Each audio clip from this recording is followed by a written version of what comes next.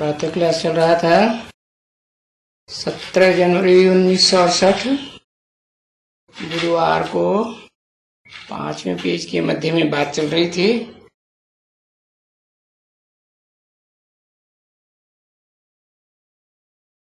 ये मुख तुम्हारा शंख है।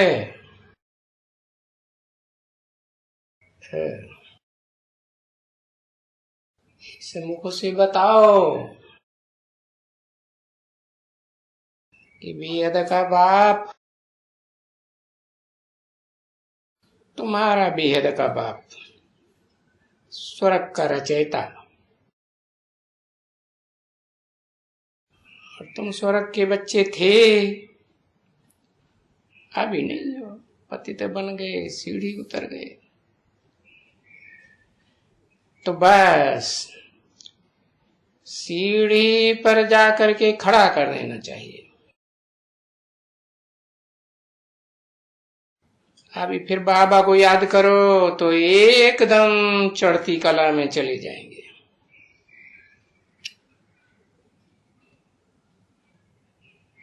सीढ़ी में दिखाई है ना,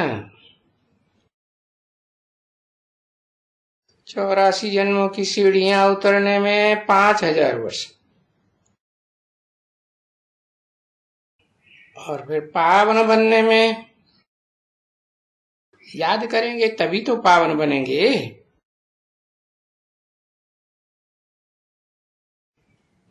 पावन बन जाएंगे, घर जा करके फिर आप ही आएंगे। तो कितनी सीधी बात है। अरे घर तो पावन धाम है ना, सदा पावन धाम है।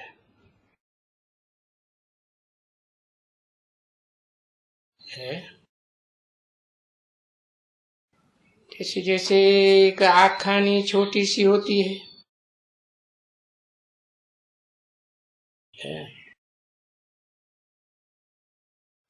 तो बच्चे वैसे तुमको समझाया जाता है।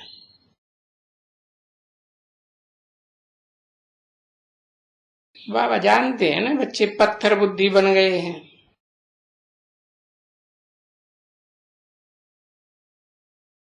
तो तुम समझते हो, पहले तो हम कुछ भी नहीं समझते थे। है? क्या करते थे? शिव को लोटी चढ़ाते थे, सूर्य को जल चढ़ाते थे।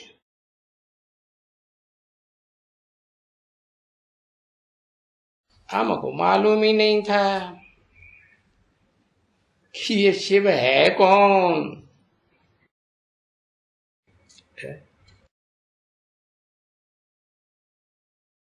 कृष्ण को जाकर कहते,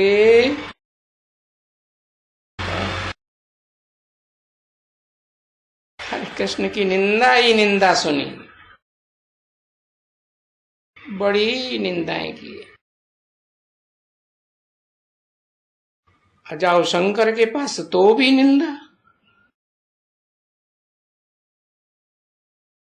कहते विष पीता था, धतूरा खाता था, पार्वती के पिछाड़े फायदा हुआ।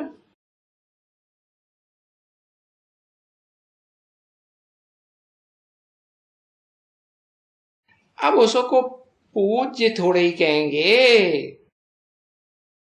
लायक थोड़े ही है जो पार्वती के पिछाड़ी फायदा हुआ। तो देखो सबके लिए ग्लानि ही ग्लानि कर दी देवताओं की। तब फिर आखिरीन बाप ही आकर के समझाते हैं बच्चे कि जब जब ऐसी ग्लानि होती है, किसकी ग्लानि? कहेंगे हमारी ग्लानि।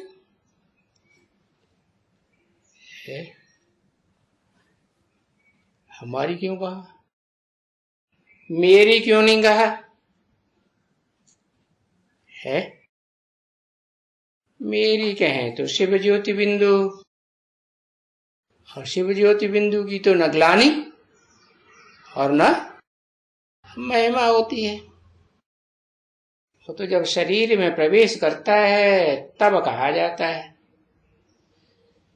ग्लानि। तो बाप बताते हैं मेरी सबसे जास्ती ग्लानि करते हैं, फिर ब्रह्मा की करते हैं।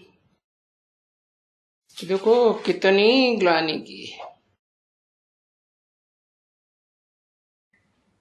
हमारी तुम्हारी शास्त्रों में तो देखो क्या भंगार दिखाया है। ठिक्कर ठिक्कर में अवतार, जानवरों में अवतार, कच्छ अवतार, मच्छ अवतार, सुअर, बारह अवतार। अरे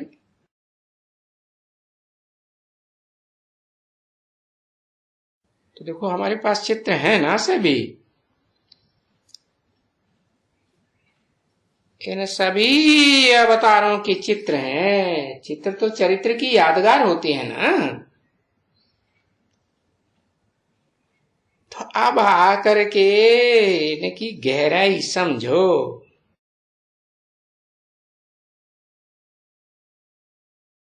बोलो ये तो खेल है।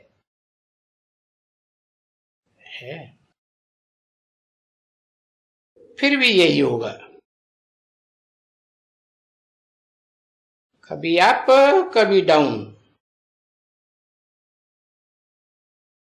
ठीक कद्र बुद्धि बन पड़े तो ठीक कर बुद्धि में बाप प्रवेश करते हैं। ठीक कर कहो पत्थर कहो,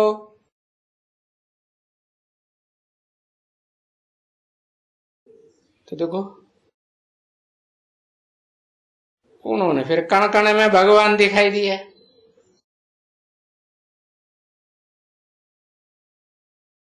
दिखाते हैं कछुए का अवतार लिया।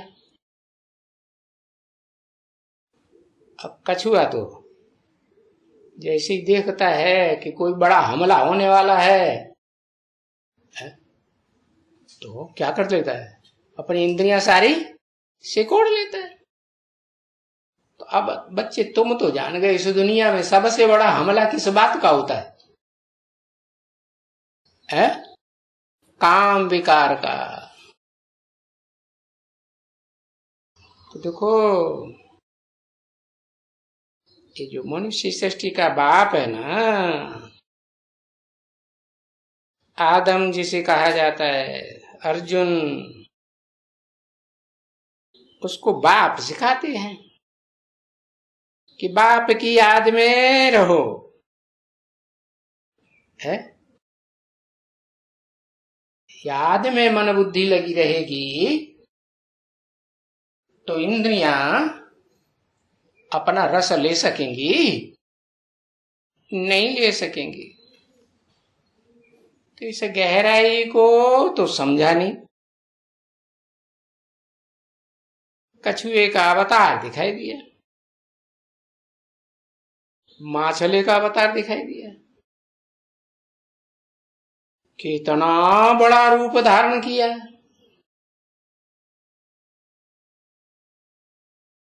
आखिरी कहां समा गया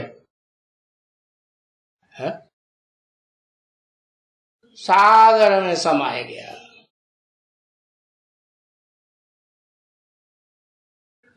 फिर दिखाते हैं वाराह अवतार। अरे सुअर क्या करता है? सुअर तो कीचड़ में लौटता है ना। अब सुअर अवतार है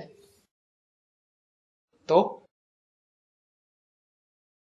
मन बुद्धि उपराम रहे तो इंद्रियों को अनुभव होगा कि हम कहां पड़े हैं, कीचड़ में पड़े हैं कि कहां पड़े हैं, क्षीर सागर में पड़े हैं। अनुभव होगा? नहीं अनुभव। तो देखो, ये चरित्र की यादगार ये सारे चित्र हैं हमारे पास। ये सभी अवतारों के चित्र हैं।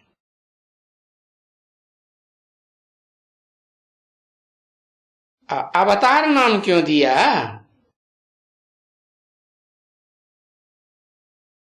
ऊपर से नीचे आ गए, सीढ़ी में ऊपर दिखाया गया ना, है ऊंची स्टेज, और नीचे है नीचे तो दिखाया है 40 वर्ष का पुरुषोत्तम संगम युग है। तो 40 वर्ष पूरे होते हैं तो ब्राह्मणों की दुनिया का विनाश होता है, नीचे गिर जाती है कि ऊपर उठी हुई होती है? क्या होता है?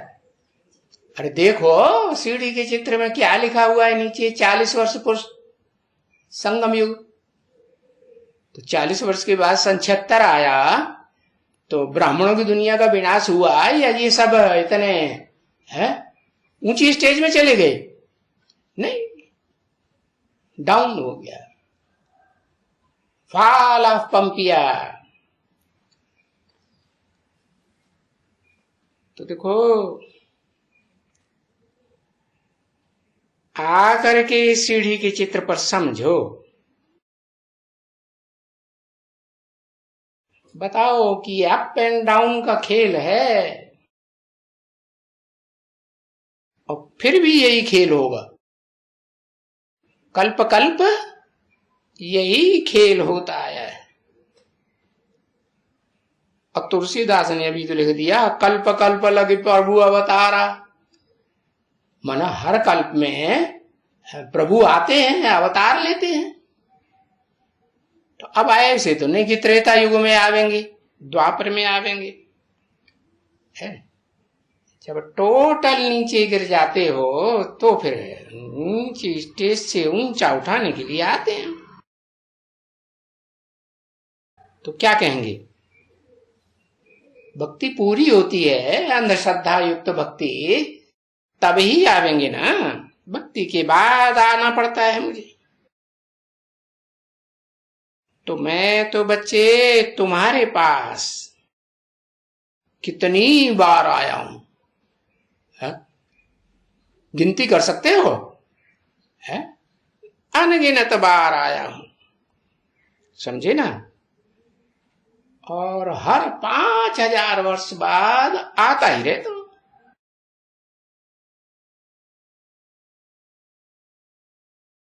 तो देखो, इन्होंने तो शास्त्रों में लाखों वर्ष दिखाई दिए, जो कोई कुछ पूछे ही नहीं, और किसी को कुछ याद भी नहीं रहे लाखों वर्ष की हिस्ट्री का। याद रहेगी? नहीं। तो देखो, हर 5000 वर्ष के बाद कल्प कल्प आता हूं।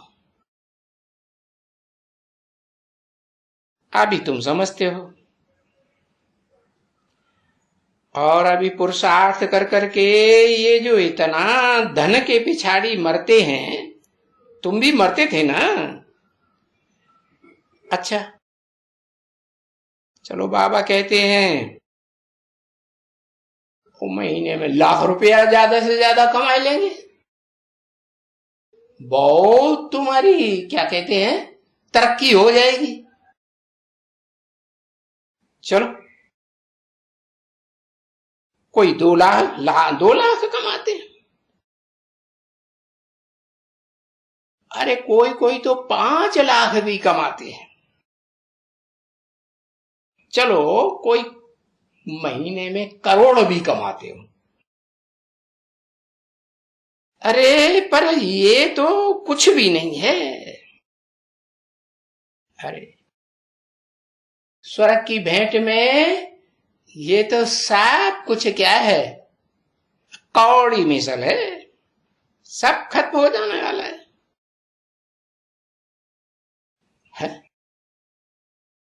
विनाश होने के बाद फिर तुम्हारे बाल बच्चे खाएंगे क्या? खाएंगे थोड़े ही नहीं। अभी तुम्हारी एक पीढ़ी तो क्या, ये भी तो तुम्हारे थोड़े दिन बाकी हैं। उस समय बाबा कितना बताते थे, कितना बाकी है 8 साल बाकी है ना। हाँ, तो बाकी तो फिर कोई बचेगा ही नहीं। कोई तुम्हारे मित्र संबंधी बचेंगे जो तुमने ये लाखों करोड़ों इकट्ठा करके प्रॉपर्टी बनाई, ये तुम्हारा खाएंगे? क्योंकि लोग तो ऐसे कहते हैं ना कि भाई हमने बहुत कमाया है? पुत्र पौत्र पड़पुत्रे तरपोत्रे इतना कमाया है, खाते ही रहेंगे। हमारे बच्चों को कोई तकलीफ होने वाली नहीं है।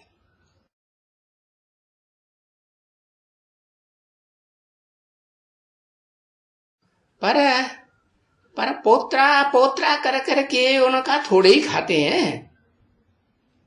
जो भी खाते हैं है? जितना पूर्व जन्म में उतना अपना पुरुषार्थ किया है, दान पुण्य किया है, उसके बदले का ही खाते हैं ना, कि उन्होंने कमाई करके रखा वो खाते हैं। नहीं समझ में आया है?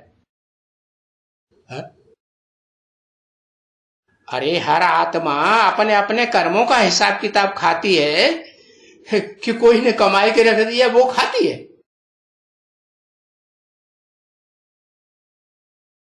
फिर वो तो हिसाब है, जैसे कर्म करेगा जा करके दूसरे जन्म में दूसरी जगह पाएगा।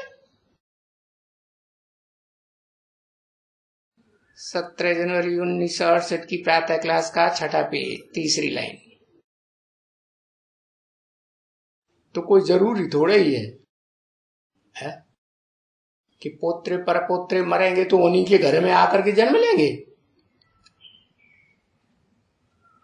क्योंकि ये अज्ञान काल में ऐसे तो नहीं है कि फिर जाकर के अपने बाप के पास ही जन्म लेंगे। जो बाप इतना बड़ा करोड़पति अरबपति बना है उसके पास ही जन्म लेंगे?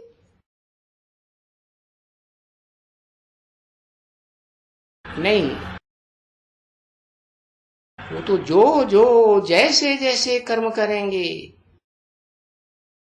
तो देखो वो तो कहां का कहां पुनर्जन्म हो जाता है।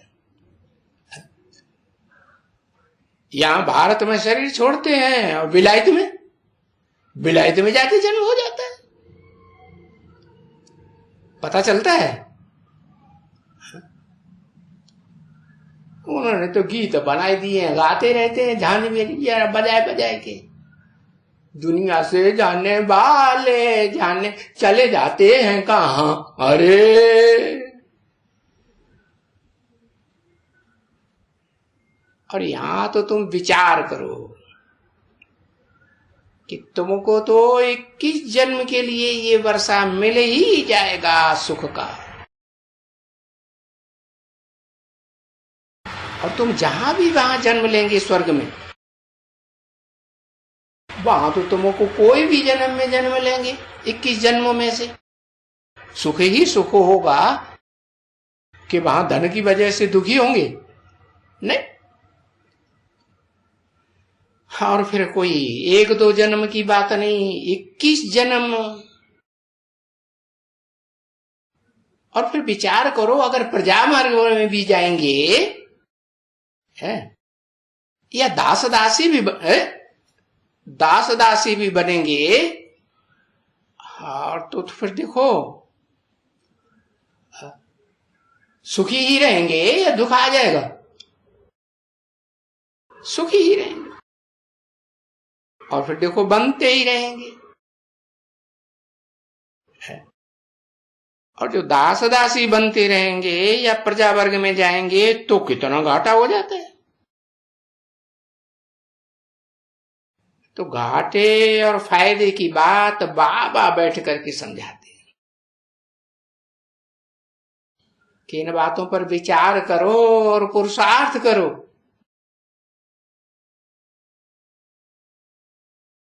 देह के अर्थ है, देह के पदार्थों के अर्थ है, देह के संबंधियों के अर्थ न मरो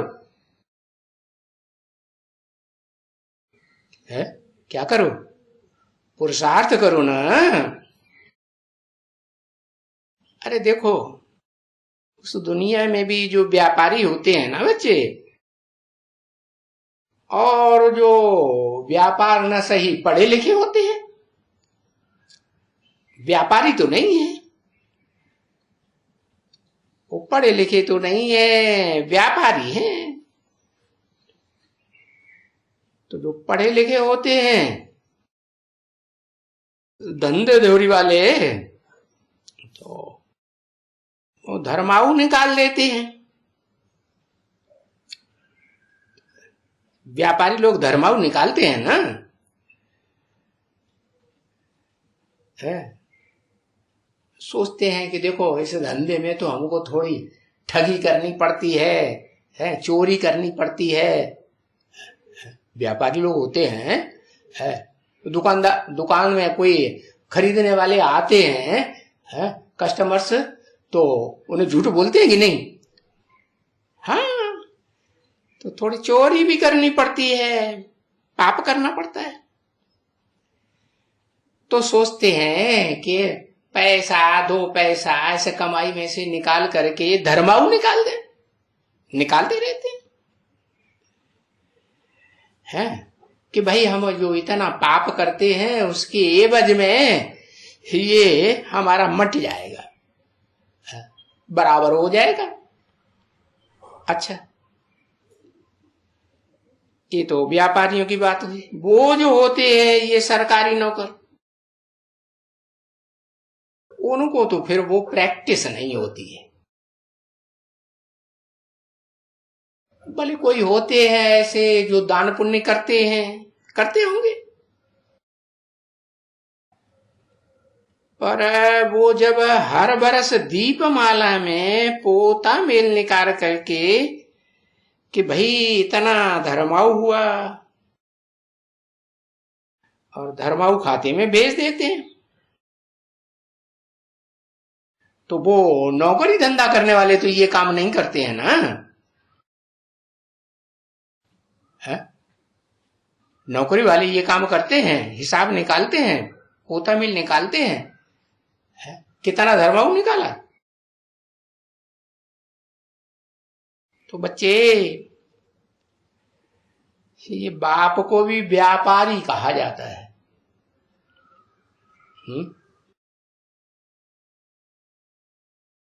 कौन सा बाप?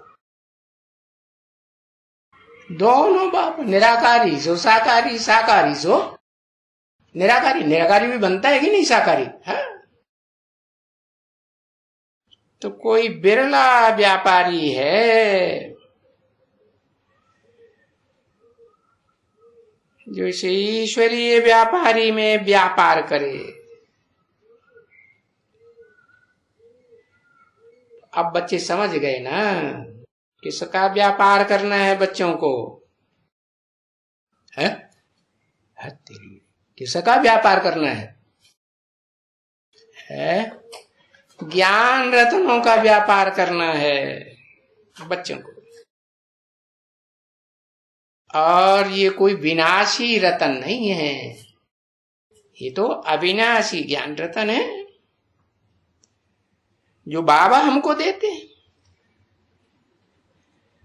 तुमको बाबा रतन देते हैं और तुम शिव बाबा के बच्चे बने हो। अभी वो शिव बाबा तो है ही दाता, फिर तुम बताओ क्या तुम शिव बाबा को कुछ देते हो? है? शिव बाबा को देते हो? अच्छा,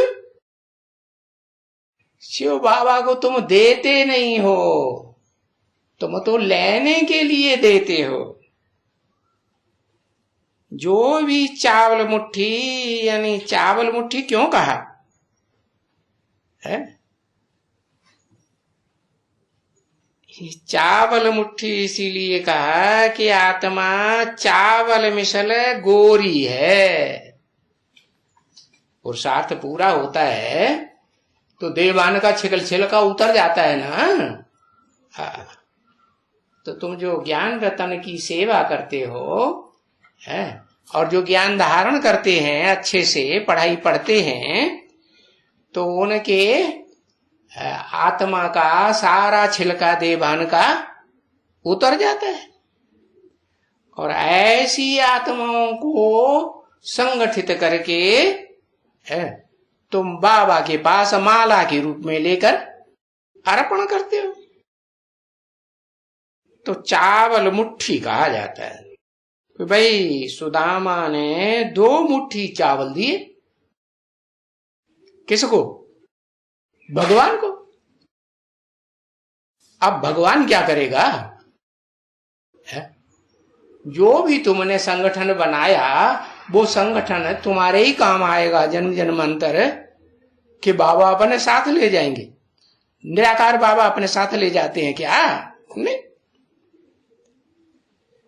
तो देखो, ये बेहद का बाप तुमको जन्म जन्म की बादशाही देते हैं। तो उसके मुकाबले, उसके एवज में ये जो तुमने चावल मुट्ठी भी दिया, हद में या बेहद में भी है, ये क्या है?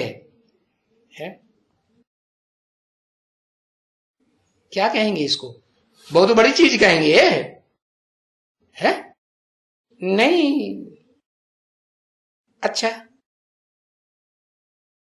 1000 दियो, 5000 दियो, जो भी तुम देते हो वो हुई तो चावल मुट्ठी ना है, जो तुम्हें जन्म जन्मांतर की प्राप्ति होती है उसकी भेंट में। तो ये जो गाया जाता है ना है, गीत बना बना के गाते हैं सुदामा के, तो सुदामा तो तुम अभी सुदामा हो क्या?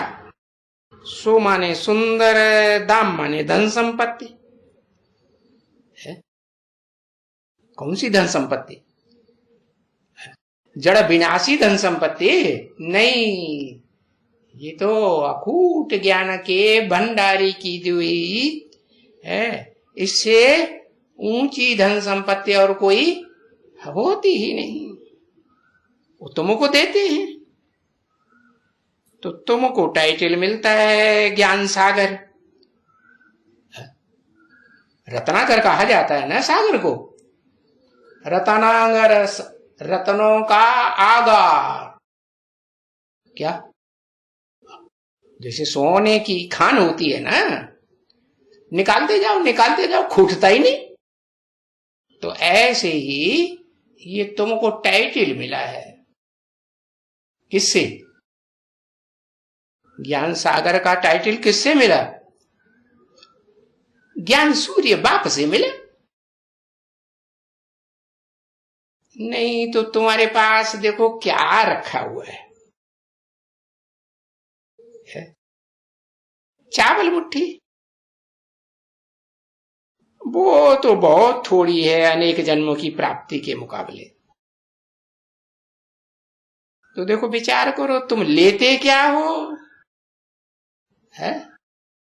जो दुनिया में इतने धर्म पिताएं हुए, उनके इतने फॉलोअर्स हुए है, बड़े बड़े फॉलोअर्स हुए, बड़ी बड़ी राजाइयों वाले, परंतु कोई ने विश्व की बादशाही ली क्या है?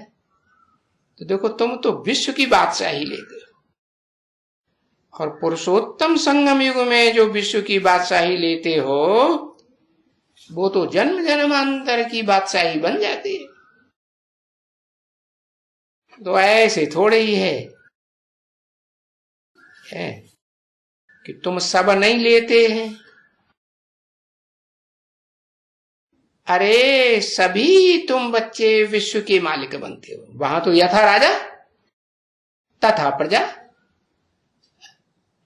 जैसे कोई परिवार होता है तो ऐसे ही वो वसुधैव कुटुंबकम है। परिवार में बच्चा ये कहेगा कि ये मेरा कारखाना नहीं है, ये मेरी जमीन जायदाद नहीं है, ये तो मेरे बाप की है, ऐसे कहेगा? क्या कहेगा? है? ये मेरी जमीन है, ये मेरी जायदाद है, ये मेरा कारखाना है, मेरे बाप का है। तो जैसे यहां कहते हैं भारत हमारा देश है, तो फिर वहां भी तो कहेंगे ना कि ये चैतन्य भारत भी हमारा देश है।